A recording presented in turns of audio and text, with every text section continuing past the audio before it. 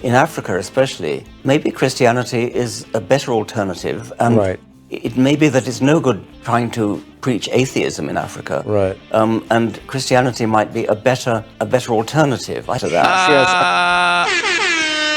G.K. Chesterton, who was a very religious man, said when people stop believing in God, they believe in anything. As Christians, we knew this, and the patterns are only predictable if you're a Christian. But they actually, they literally believe men can get pregnant. You guys, social media is the incubator for every conspiracy theory that you can possibly imagine, and it's just getting worse and worse. What is the cause of all of these things? My answer is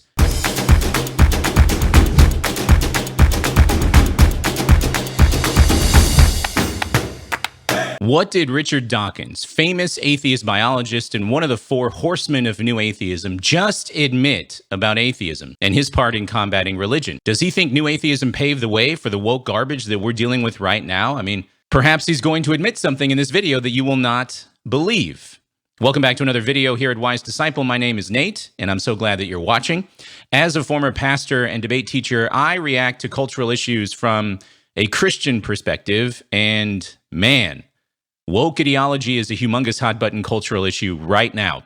So what does it have to do with Richard Dawkins? Well, Peter Boghossian, who is an atheist professor, he sat with Dawkins and they talked about the role that new atheism had to play in ushering in woke-ism. Let's take a look together and then stick with me to the end of the video because I'm going to tell you what I think is the cause of not only wokeism, but also conspiracy theories and just bad critical thinking in our society right now.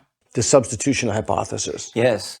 So do you think, and I honestly do not know the answer to this question, do you think that as one religion fades, another, like default is the belief state for humans, they just have to believe something. And as the old religion fades, a new one has to come in? Yeah. Gullibility expands to fill the vacuum. Exactly. Something. Yeah. Precisely. I suppose that's right. I hadn't really thought of it before, but it sounds plausible to me. I think G.K. Chesterton, who was a very religious man, Right. said when people stop believing in God, they believe in anything. Yeah. And he was a very witty, clever man, although he was a devout Roman Catholic. Yeah. What's fascinating to me is that these atheists can recognize and identify that human beings are wired, as they call it, to be believers. As Christians, we knew this. 2,000 years ago, we knew this. It's funny, I typically say every now and then that social scientists have finally been catching up to what the Bible has been saying about people all along. Romans 1 tracks this phenomenon. Claiming to be wise, right here, they became fools and exchanged the glory of the immortal God for images resembling mortal man and birds and animals and creeping things. Therefore, God gave them up in the lusts of their hearts to impurity, to the dishonoring of their bodies among themselves, because they exchanged the truth about God for a lie and worshipped and served the creature rather than the creator. Folks know that there is a God.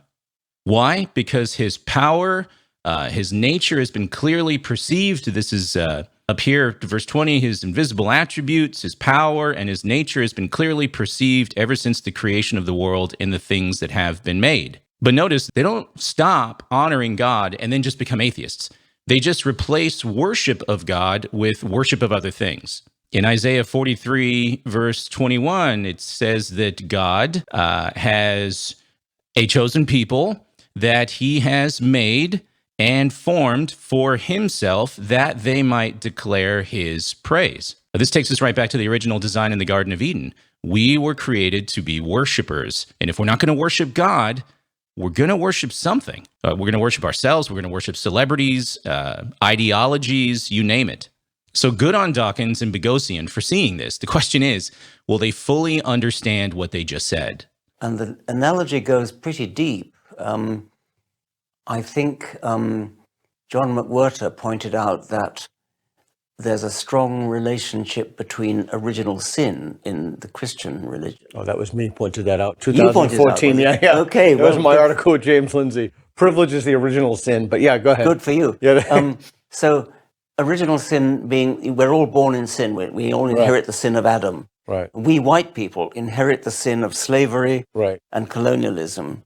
And because we're white, we have to feel guilty for what our, not necessarily our ancestors, but people of the same color as us in past centuries did. So that's one analogy. Interesting connection. Let's take a look at that for a split second. For many contemporary left-situated activists, privilege occupies the same role in a religion of contemporary identity politics. There is no greater sin than having been born an able-bodied, straight white male who identifies as a man but isn't deeply sorry for this utterly unintentional state of affairs. Everybody is a sinner.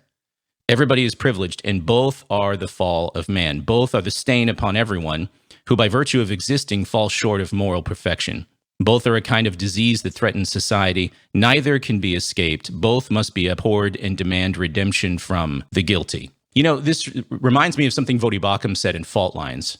Fault Lines is Bakum's book on critical theory and the Christian response. Actually, check this out. The anti-racist movement has many of the hallmarks of a cult, including staying close enough to the Bible to avoid immediate detection and hiding the fact that it has a new theology and a new glossary of terms that diverge ever so slightly from Christian orthodoxy, at least at first.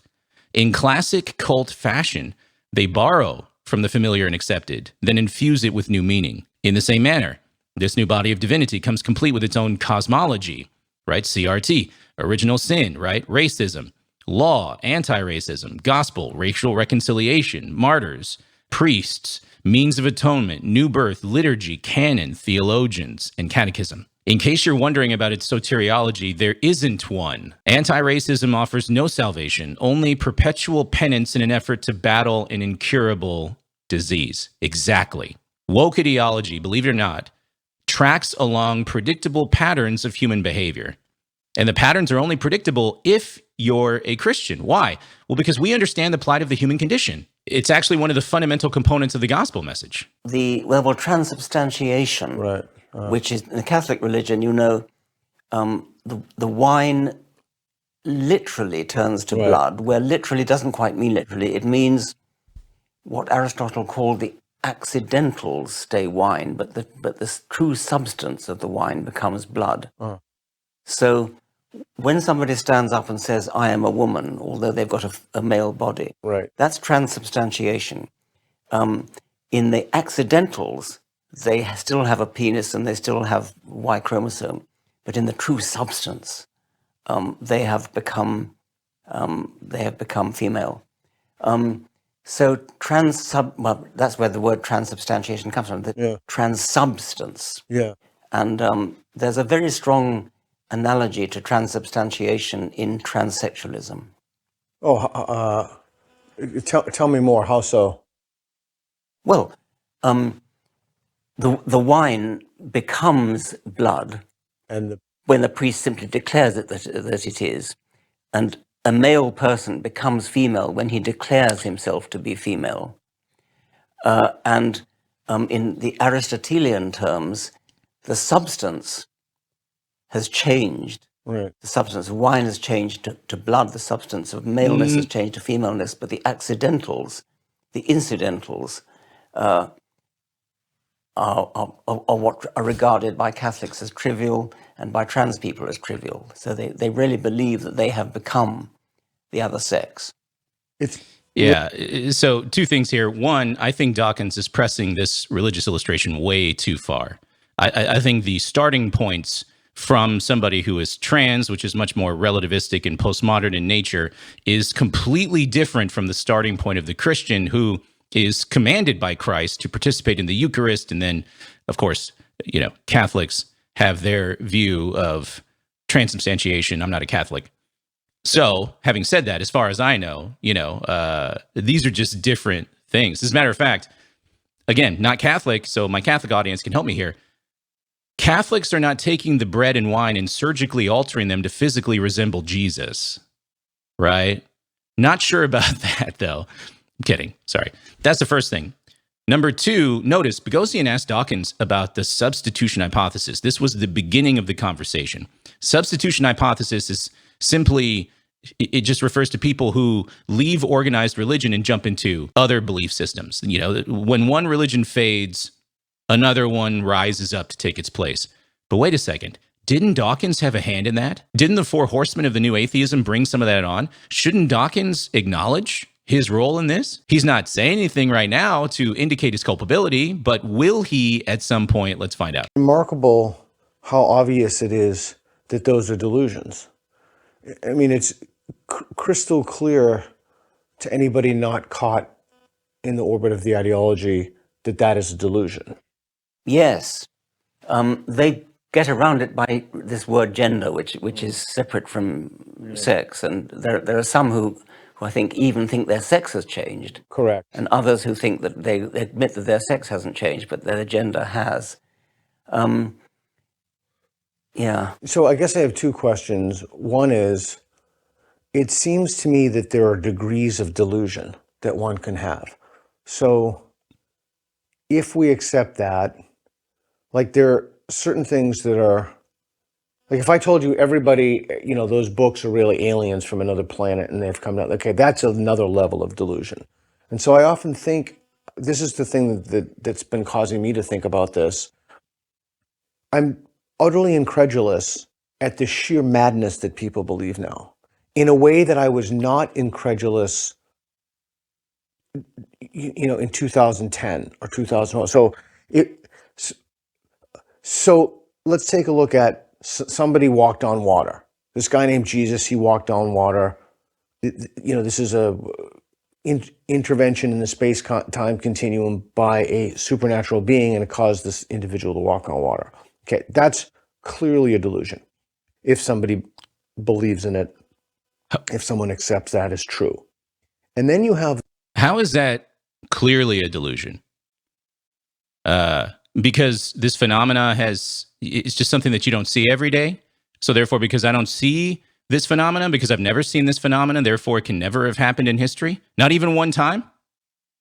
I've spoken about this in previous videos, but you know, the so-called laws of physics are not violated by miracles. That's not my understanding of miracles. That's not how a lot of Christians understand miracles. If we understand miracles to be a disruption of the regular process of physical laws, and this disruption is by an agent, then that disruption, what we would call a miracle, is not a violation of physical laws themselves. In other words, I've used this illustration before, if my iPhone begins to fall to the ground, and I decide at the very last second to catch it before it hits the ground, I've not somehow violated the physics of gravity.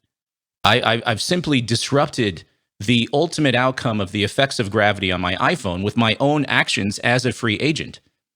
If God exists and he is spirit, as the Bible teaches, then his decision to engage with the physical world is not a violation of the laws of physics. In other words, the universe is not a closed system. That's just an assumption that materialists have right at the outset. Don't know Boghossian very well. You know, he has not articulated, you know, his view on that or why he objects to that. It just seems like this is the starting point for a lot of folks, right? Dawkins, certainly. Boghossian, who knows? But it seems like the starting point is, well, number one, the universe is a closed system. And number two, you know, God does not exist. And so then, therefore, all these statements about the impossibility of miracles happens. The belief that men can get pregnant. That, to me, seems like a significantly more profound delusion.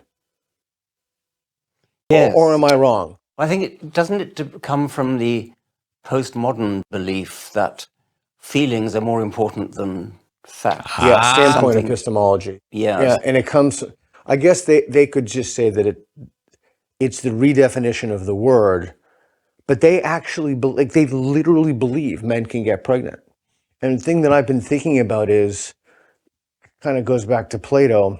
That's absolutely correct, by the way. Woke ideology is predicated on a relativistic framework, which is very postmodern in flavor. I mean, critical theory, right? And postmodernism are philosophical bed buddies. In other words, in order to say that language, for example, is power, which we hear very often in woke critical theory conversations, stuff like that. To say that is to stand on top of some assumptions. One of them is the notion that reality is socially and linguistically constructed. That's why defining the word gender in a unique way is so important to the movement. And language is the tool for this kind of construction. So that sounds like Derrida, that sounds like Foucault, that's Lyotard, that's Baudrillard. Baudrillard is the philosopher that The Matrix was based on. It was based on his ideas. I did a couple of videos on that. You can check it out. You should check it out. I actually enjoyed The Matrix. But wait a sec. How does relativism and postmodernism play into the substitution hypothesis? I thought that the suggestion was that woke ideologues somehow rose up out of the ashes of religion, more specifically Christianity, right? Well, Christianity has never been friendly to postmodernism. As a matter of fact, postmodern Christianity, if you try to squash these two categories together, leads to all these TikTok theologians that we've been reacting to lately. Did you see that last video I did? I mean, yikes. I'm actually curious to see the actual connections there when it comes to substitution hypothesis. Is there data that shows woke ideologues were actually ex-Christians or something, or is the connection much more loose? If you believe in what God is doing here at this channel, I want you to join me. Wise Disciple is now live on Patreon accepting memberships. So go ahead and go over to Patreon and look up Wise Disciple here. What I'm praying for is that Wise Disciple becomes a community where we can start making a difference in our homes, in our churches and neighborhoods for the kingdom of God. We are in the beginning. We're going to start out like a mustard seed. It's going to start very small. This can get as big as you want it with our own conventions, our own events, perhaps a debate community, but it all starts with you. This is exciting. I'm excited, and I'll see y'all on Patreon. Is it better to let people believe benign delusions? I mean, in an ideal world, people would proportion their confidence in the belief to the evidence they have for the belief. But humanity is sloppy and messy. And the thing that I've been thinking about recently is, if it's true that there are degrees of delusion, and if it's true, and I don't know if it's true, that there's a substitution hypothesis, then should rational people step out of the way or not encourage people to believe things that are false? Because I would never do that, and I think that's grossly unethical. But there are certain delusions that are better for people to believe en masse than others. Yeah, so if you've got to believe in a delusion, if there's some law that says there's a certain quotient of deludedness that everybody's got to have, right? And some are more harmless than others. And correct. So, I mean, I sort of feel this a little bit about Islam and Christianity. Yeah. That Islam is such an evil at the moment, or Islamism is such an evil at the moment, that in Africa especially, maybe Christianity is a better alternative, and it may be that it's no good trying to preach atheism in Africa, right? And Christianity might be a better alternative. I think Ayaan Hirsi Ali has suggested something similar to that.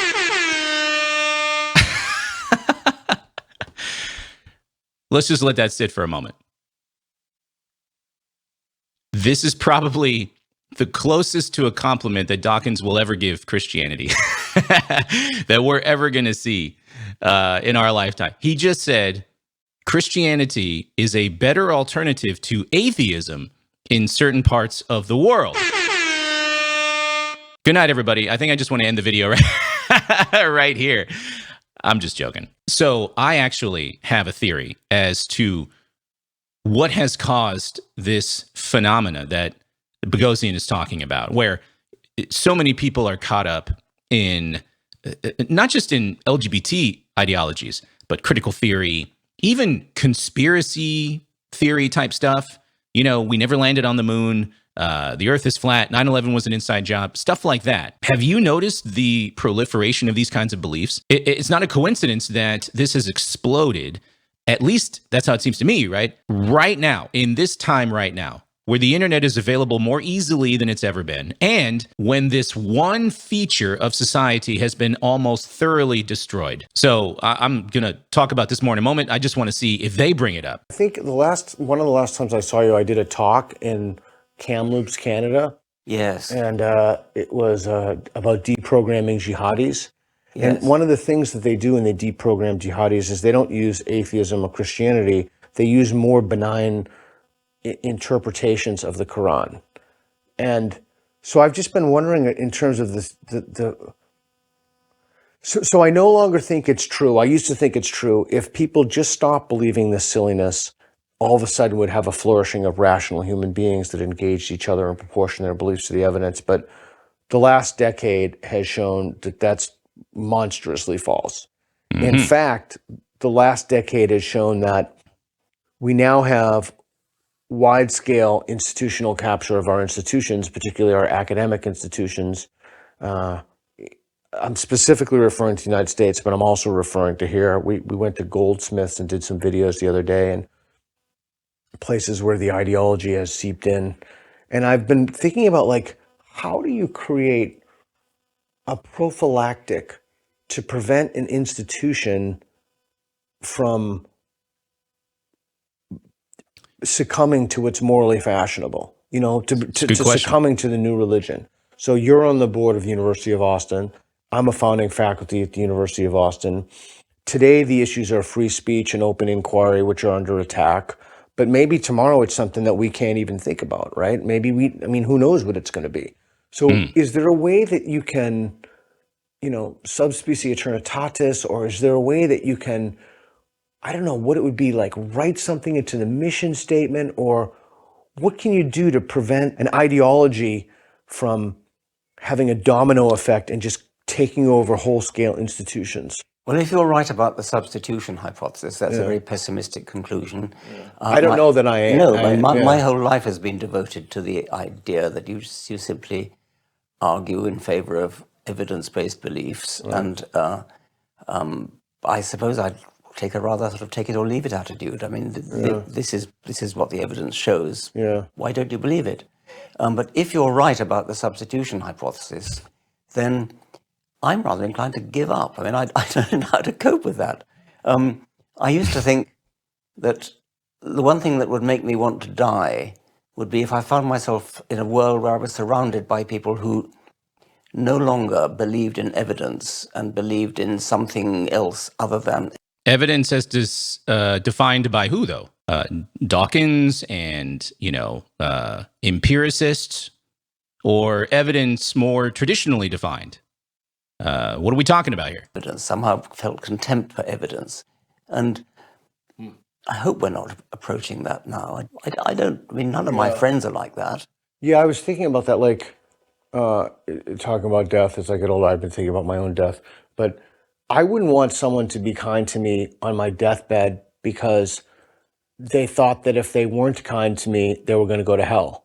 I would want someone to be kind to me because they wanted to be kind to me. Yes. Right? Yes. And so even this idea that there's this place where people burn or something, like, I want people to be motivated not by something external to themselves, like a reward for being nice. Yeah, I agree. Yeah.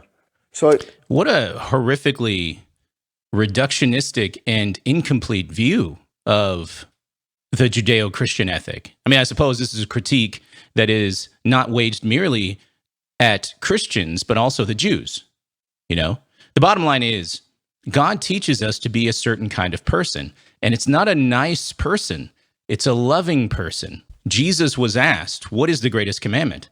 And he said, you shall love the Lord your God with all your heart, mind, soul, and strength, and love your neighbor as yourself. As a matter of fact, take a look at this. So love the Lord your God with all your heart, mind, soul, and strength, and love your neighbor as yourself. Verse 40, on these two commandments depend all the law and the prophets.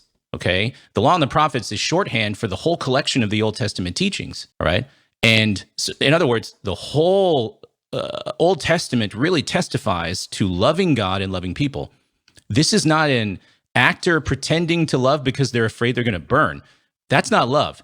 It's genuine love by a transformed heart, and the transformation comes out of abiding in Christ. So that when someone is on their deathbed, which, look, I've stood next to the dying in hospitals as a pastor.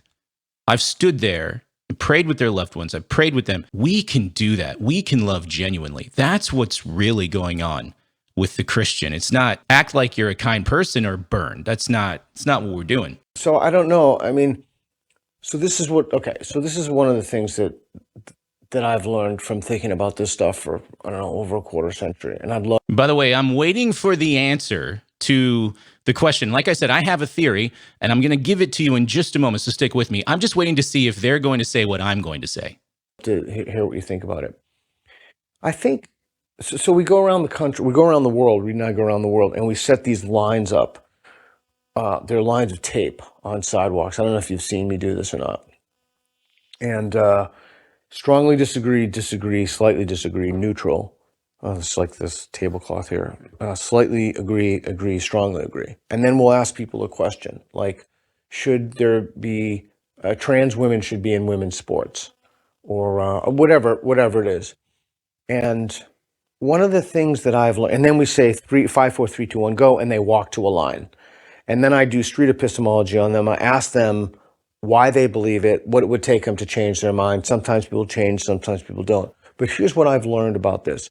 And here's what I've learned, a key lesson in my intellectual life from the New Atheist movement and from speaking to literally tens of thousands of people in prisons, everything, is that people will go to a line not based upon the evidence they have for the line, but they'll go to the line because they think that's the line that they should be standing on that makes them a good person. Yes, and it may be the line that is compatible with their political Correct. tribe or Correct. religious tribe. Right. I think Steven Pinker, in his latest book, has evidence that when we make our political judgment, I mean humanity in general, it tends to be not based on evidence, but tends to be based upon tribal loyalty. And that's a very depressing conclusion. And by the way, well, okay, yeah, but wait, if earlier everyone acknowledged that people are wired to be religious, right? The way that I said it was, we're all created to be worshipers. Then what Pinker pointed out cannot come as a shock, though, right?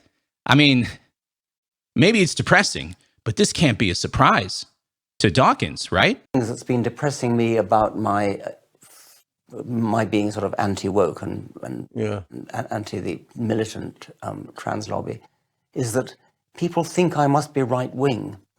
And I've never been right-wing. I've voted left all my life. And I detest Donald Trump, for example. But there are people out there on Twitter, especially, who think that because I detest Donald Trump, therefore I must be an apologist for trans wokeism or vice versa. Yeah, so let's talk about that. I think that is an intentional tactic of people. I think that is what woke people use, people who have fallen have had their cognitions hijacked to this ideology. And I think it's very easy to write you off entirely if they say, oh, Richard Dawkins, he's just a right-wing extremist. Pinker, he's a right-wing extremist, although he's the second largest donor to the Democrats and Hillary Clinton at Harvard, or whoever it is. I've never voted for a Republican candidate my whole life. I'm constantly getting that I'm on the right. But I think it's a tactic, both because they don't have to do the intellectual work to rebut the arguments, so they can just a priori say that's not true. And it's a tactic because the left-wing media won't have me on, for example. So the left-wing media it has a kind of allergy to any self-criticism.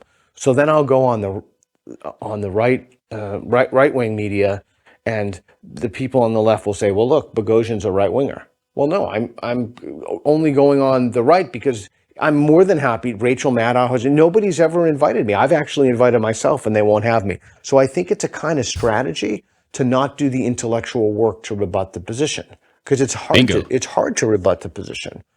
So, we've been talking about the trans thing, and the main problem, I think it is the main problem I have, is I don't think children under 18 can consent to, Luprin or surgery or what Abigail Schreier calls irreversible damage.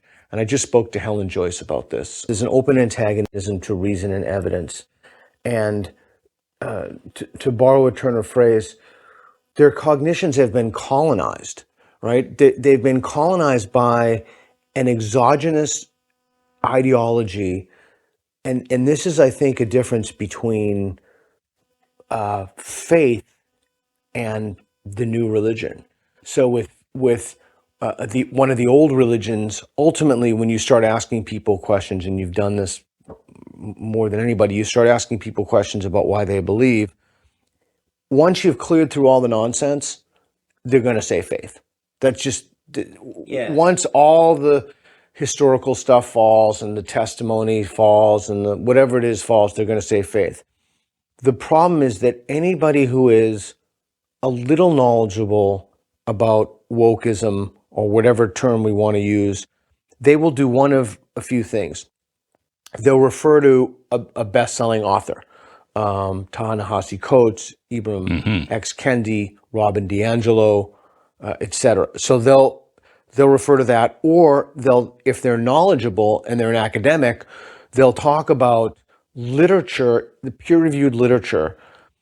And that peer-reviewed literature has been, what I've written about before, it's been idea laundered. So you get a bunch of people who are ideologues together, who already, they start with their conclusion first and they work backward from the conclusion, the exact opposite of science. So they start with their conclusion first, trans women or women, for example, or whatever the conclusion is. They get together with other people who have the similar beliefs. They make a journal. It goes in. This is gold. I hope you're leaning in and paying close attention and taking notes. There's a moral impulse. It gets idea laundered and it comes out as a fact. So those people, they don't. Nobody who buys into the ideology will ever use the word faith, because they have authors and they have kind of high priests of the ideology who have either written books about this stuff, so they'll reference a book. But the books themselves, they're predicated on nothing. They're completely made up. The whole thing is made up. And so they don't need faith for that. So I love this characterization. I think this is 100% spot on. And I didn't interrupt it because I want us all to really hear it and wrestle with it. This is how the game is played on the academic level when it comes to woke ideology. I hope you all heard that.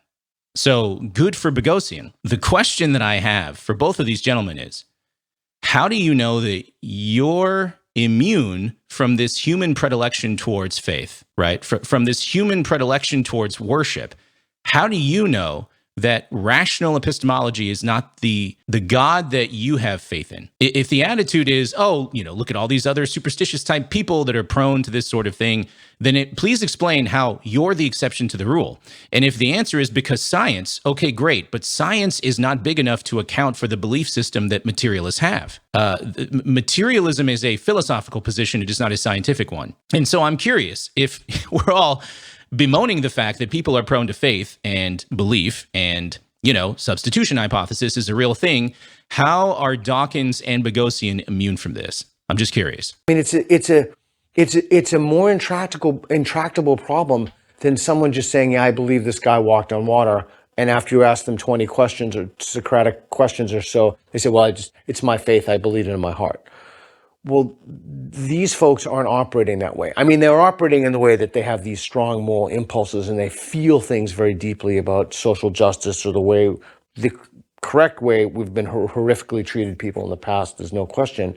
But there is something different about, and this is why I think that one of the primary dangers we face now is the wholesale capture of the academy. Because the academy is giving these people jobs for life. They're not allowing dissident voices to come in. They're pumping out complete madness. That's what we try to do in the Sokol Squared thing, to try to, take the robes off, show that the emperor has no clothes.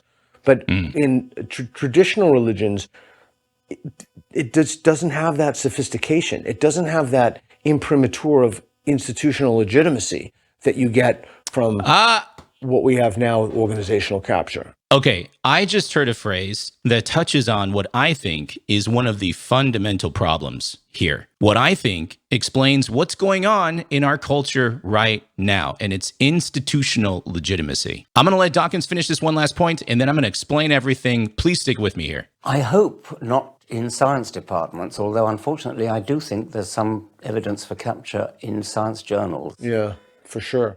Jerry's been writing about that. Yes, that's right, in Scientific American and Nature.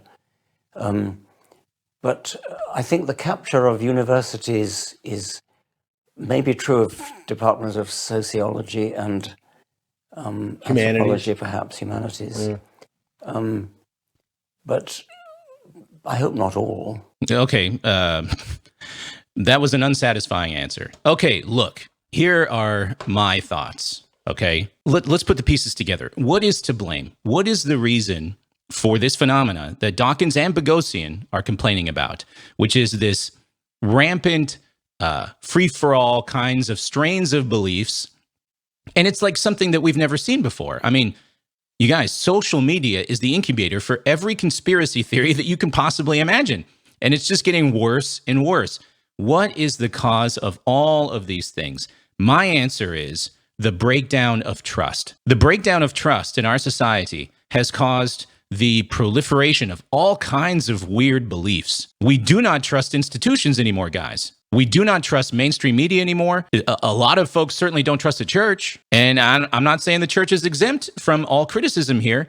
We don't trust our history books. We don't trust universities. We certainly do not trust politicians. We have lost so much trust. We're actually right back to the conditions of the late 1960s, which is interesting. William Lane Craig reminded me of that the last time that I was talking to him. And this breakdown of trust alongside, the growth of the internet has caused folks to become horrific critical thinkers. And look, I'm not blaming the internet completely. I'm just saying that the internet has turned information into fast food. Whereas once upon a time, if you wanted to know something, you had to travel all the way to your local library, rent a book, well, first find it, then rent it out, go home, read it slowly, right? Take notes or whatever. Or enroll in university and study particular subjects in order to learn and become proficient in these areas, right? That's not what we do now. Now, we just go to YouTube. And in the same amount of time it takes to microwave popcorn, we try to get a grasp on weighty issues that should rightly take a good chunk of your life understanding. This has had an effect on us all. Simple sources of authority with regard to knowledge and epistemology no longer exist. And now the sources of authority are people with a nice camera and a microphone online, like me. And here we are, we're all talking about 9,000 different things, but from 9,000 different perspectives and assumptions. And then what happens? Basic foundational knowledge gets lost, and basic principles of critical thinking are no longer taught, at least not to enough people. And that leads to exactly what we're seeing today. Conspiracy theories abound. Postmodern views of the world abound. Gender theory, critical theory runs right through our society like a virus, and we don't have the antibodies to stop it. This is a huge mess. So if that's the problem, what's the solution? I don't know if I have the full answer to that yet. I feel like I'm just verbally processing with you all right now. I'd love to get your thoughts. Like, what is the solution? I can tell you this much. And I can tell you what I've begun to do to answer this question. I created a YouTube channel, guys. I'm looking around and I'm noticing this problem. And so I decided, shoot, if the people are spending so much time online and on social media specifically, let's go to the people. And we can, one video at a time, one post at a time, provide not only the truth, but also solid principles of good critical thinking. And in my case, theology. That is I'm sure, one of the ways to answer this problem. I think Peter Boghossian knows this. That's why he's on YouTube. Jordan Peterson knows this. That's why he's on YouTube. I think Dawkins just started his own YouTube channel. In one sense, we need to bring truth to where people are. There needs to be a lot more Christian YouTubers out in this space, guys, because my circle is very small. Maybe your circle is actually a lot bigger. If you have the ability and the capacity and you have something to give folks in terms of high value content that will fight for truth in our society, then by all means, you need to get your voice out there. Be heard. I'll help you. I don't know. My circles are kind of small, but I'll help you as much as possible. Bless others with the knowledge that God has given you. Why? Because you love God and because you love people. Amen? All right, now it's your turn to tell me. What do you think, right? What is the cause of woke belief? Is it because we are all wired to worship? Right? Let me know in the comments below. What is your solution to this problem? I would love to hear what you have to think about that. Throw that all down in the comments. Let's have a discussion about this. I actually now, come to think of it, I have another answer to this big question, and I gave it at the end of my last Peter Boghossian video on did new atheists turn America woke? I want you to check that out, and I want you to check out my answer. I'll leave a link for that in the notes below. Anyway, thank you for watching this video, and I'll see you on the next one.